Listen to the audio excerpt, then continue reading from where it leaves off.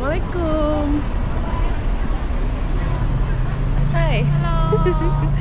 Kita mau ini loh pengajiannya Gus Miftah. Yuk, ikutin aku guys. Aku juga Masih sepi ya? Iya. Masjid Jami'nya.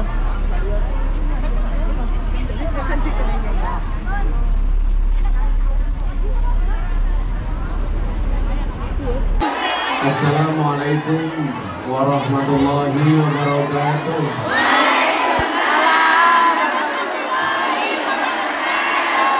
Alhamdulillahil qail innallaha wa malaikatahu yusholluna 'alan nabi ya ayyuhalladzina amanu shollu 'alaihi wa sallimu taslima. Shollu 'alan nabi Muhammad. Shollu 'alan nabi Muhammad. Allahumma sholli salatan kamilatan wa sallim salaman kama ala sayyidina Muhammadin.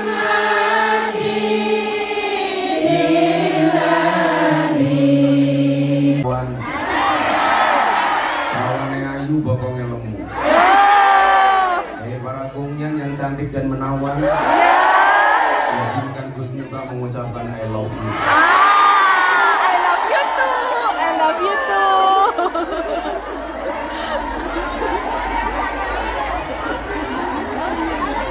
Perawan akhirnya datang juga. Bersyukur pagi hari ini kita semuanya dihadirkan oleh Allah di satu kesempatan yang baik. Mudah-mudahan kita semuanya bisa berkumpul di tempat yang baik, di acara yang baik, bersama orang-orang yang baik. Selesai acara menghasilkan sesuatu yang baik. Amin. Itu tidak bisa bersatu sebagaimana cinta aku sama kamu.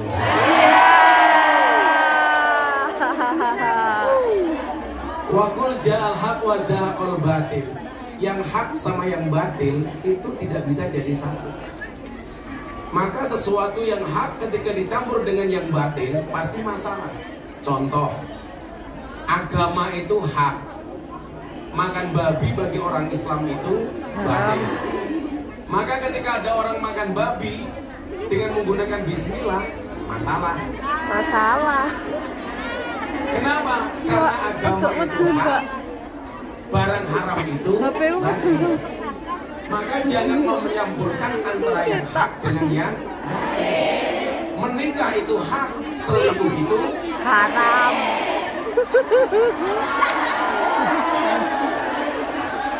Makanya menikahlah jangan selingkuh. Menikahlah jangan selingkuh. Pertanyaannya yang di depan lawes kadung pripun Gus.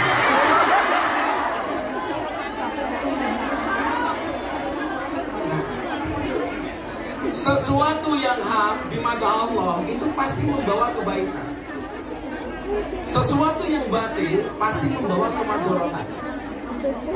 Maka perilaku kita hendaknya ketika kita berada di negeri orang seperti ini adalah tolong pertimbangkan antara manfaat dan madharatnya. Sesuatu yang hak, lanjutkan. Sesuatu yang batil, hentikan. Contoh yang tadi bilang, sudah terlanjur selingkuh bagaimana Gus? Hentikan. Hentikan yang Apalagi selingkuh. sampai tinggal di Hongkong, kumpul kebo. Nauzubillah min dzalik. Hati-hati. Kalau kamu kumpul kebo sampai punya anak, namanya gudel. Gudel. Ada surga, ada Neraka. ada manusia, ada.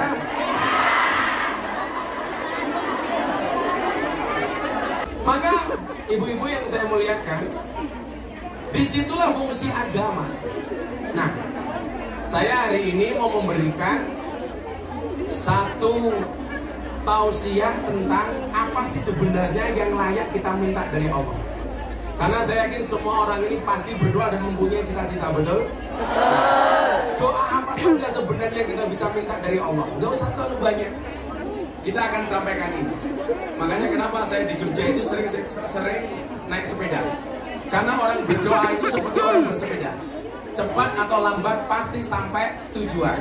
Maka teruslah berdoa walaupun doa-doa kamu belum dikabulkan.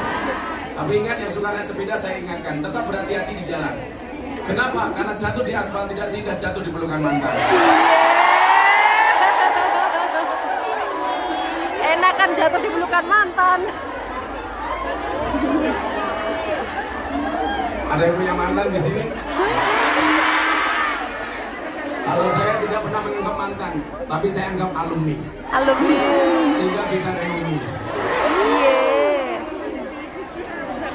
Nah, ibu-ibu sekalian yang saya muliakan, kita sering membaca satu doa yang sering kita sebut sebagai doa selamat. Doa ini sangat komplit, isinya sudah cukup. Maka ketika berdoa, saya lebih cenderung menggunakan doa ini. Yang saya khawatir selama ini Anda membaca doa selamat, tapi secara substansi dan konten Anda tidak paham apa isi dari doa selamat ini. Betul? Maka jangan sampai kemudian Tony Boster, waton muni dobose banter. Kita baca doa selamat bareng-bareng. Bismillahirrahmanirrahim. Allahumma inna nas'aluka salamatan fid din wafiyatan fil jasadi wasiadatan fil ilmi wa barakatan fil rizqi wa taubatan qoblal maut wa rahmatan indal maut wa maghfiratan ba'dal maut. Allahumma hawin alaina fi sakaratil maut wa najata minan nar wa afwa indal hisab. Ini jangan sampai kalau baca doa ini domirnya double. Contoh kalau ibu-ibu di desa itu ada Mbah Mutin, Mbah Kau mendoakan orang mati biasanya apa? Allahumma inna nas'aluka salamatan fit dinina. Itu salah. Kalau fit nggak usah pakai na. Kalau fi boleh pakai nah, fi dinina. Tapi kalau fit itu doa yang namanya doa selamat. Substansinya ada 10 hal. Lah 10 hal ini kamu baca di Hongkong selama dunia akhirat. Doakan mudah-mudahan yang datang siang hari ini, satu dipanjangkan umurnya, dua dimudahkan rizkinya, sehat badannya, bahagia hatinya, pulang lunas hutangnya. Amin. Caranya bagaimana? Dibayar. Maka hari ini yang minta doa saya doakan, yang minta maaf saya maafkan, yang minta THR saya minta maaf.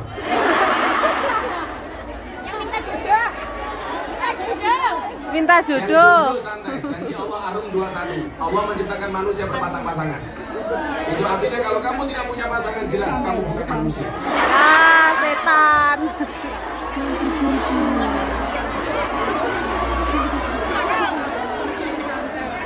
Makanya jangan sampai mati dalam keadaan jomblo. Karena Dajjal itu statusnya Jomblo. Jadi kalau kamu mati dalam keadaan jomblo, jangan-jangan cucunya Dajjal. Biasanya jilbabnya pink. Wah, jilbabnya pink aku. 10 hal yang kita dapatkan dari doa selamat. Yang pertama, Allahumma inna nas'aluka salamatan fid din. Kita minta selamatkan agama kita. Ibu-ibu yang saya muliakan, gak ada jaminan orang itu lahir dalam keadaan Islam, dimatikan oleh Allah dalam keadaan Islam. Contoh dulu ada artis yang sangat beken, namanya Asmiranda. Bagaimana kemudian Allah memberikan hidayah kepada yang dikehendaki dan mencabut hidayah dari yang dikehendaki. Asmiranda tahu-tahu masuk Kristen.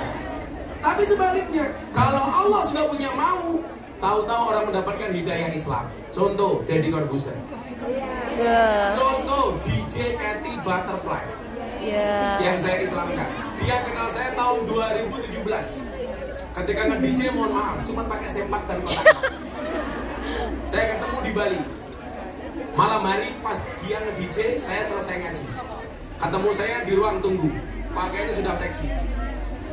Begitu masuk, saya kaget. Untung saya menggunakan kacamata gelap. Sehingga keterkejutan saya tidak nampak. Hati saya teriak, wow.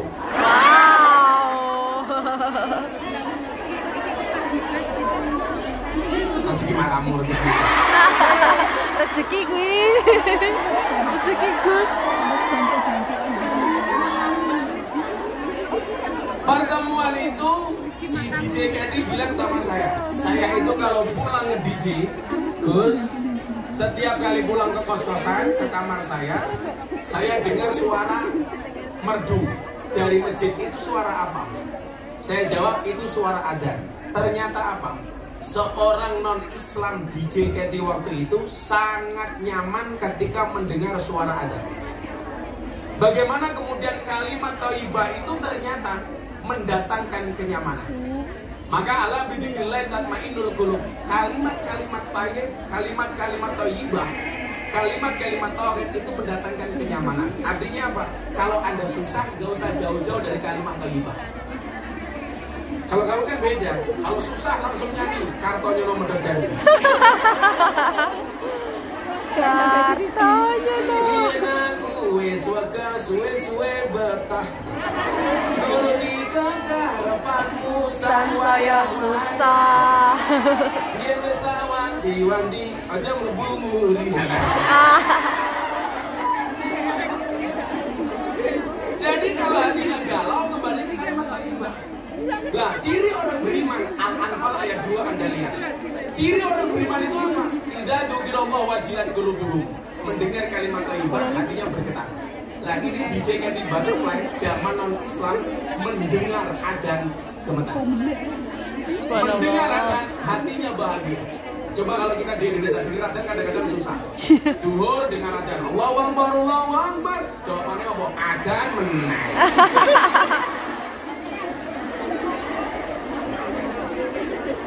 Maka apa?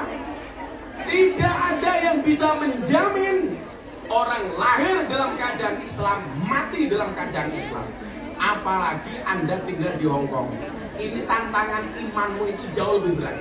Maka saya yakin orang berislam dan beragama di Hong Kong itu pahalanya jauh lebih besar dibandingkan di Indonesia.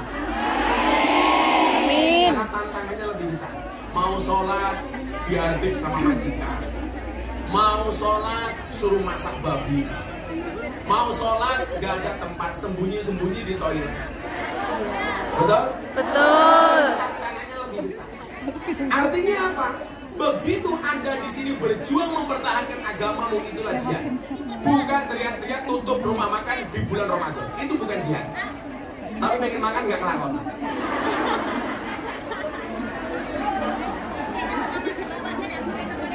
Jadi kita minta sama Allah selamatan fiddin. Ya Allah, selamatkanlah agamaku.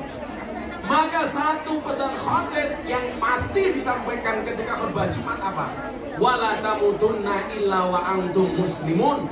Janganlah kamu mati kecuali dalam keadaan Islam. Kamu boleh kehilangan uang untuk agama, tapi jangan pernah kehilangan agama untuk uang. Kamu boleh kehilangan pasangan untuk Allah, jangan pernah kehilangan Allah gara-gara Mas, aku seneng karo awakmu, Mas. Cie. Aku pindah agama yo gelem, Mas, matamu. Matamu. Biasa-biasa saja itu. Orang baik itu yakin akan diketemukan dengan orang yang baik. Amin. Makanya kalau kamu ingin mendapatkan suami yang baik, jadilah calon istri yang baik. Gus, boleh bekerja? Boleh. Kenapa perempuan harus bekerja? Begitu saya dulu menikah dengan istri saya bilang, cukuplah kamu menjadi tulang rusukku, biarkan aku menjadi tulang punggungmu. Laki-laki itu tulang punggung, bukan tulang tulung. Bukan tulang tulung, Mase. Istri Dirungone, Mas Mase. Kenapa? Istri harus bekerja, karena suami itu hanya titipan. Kalau tidak diambil Allah, minimal diambil mantan. Ya, suami adalah titipan. Makanya kamu di Hongkong cantik, nanti pulang ketemu suamimu harus jauh lebih cantik. Harus dong. make up dan dandan walaupun kamu sudah punya pasangan. Kenapa? Karena pelakor di luar sana lebih menakutkan daripada hantu kuburan. Haha, pelakor lebih kejam dari kuburan. Ya, lu sama galengan. Jadi mohon maaf, wala tamutunna illa wa antum muslimun. Ini tugas misi besar kamu di Hongkong. Tidak hanya menyelamatkan ekonomimu, tapi menyelamatkan agama. Maka saya sangat sayangkan kalau orang pindah agama hanya gara-gara faktor ekonomi, karena gara-gara faktor jatuh cinta dan lain sebagainya. Saya itu orang yang dikasih mudah oleh Allah, sampai hari ini sudah ratusan orang masuk Islam melalui Gus-Dur. Amin. 3 bulan yang lalu saya pengajian di Taiwan, masuk panggung 30 menit ada 5 orang mualaf. Setiap pengajian di pondok pasti ada yang menyatakan masuk Islam, dari luar maupun dari Indonesia. Saya dulu ceramah di gereja, satu keluarga dari Amerika masuk Islam, satu keluarga dari Belanda masuk Islam. Sementara orang non-Islam senang dengan ceramah saya masuk Islam, di Indonesia saya dikafir-kafirkan. Miftah kafir, saya jawab, "Hurra masalah, sahabat."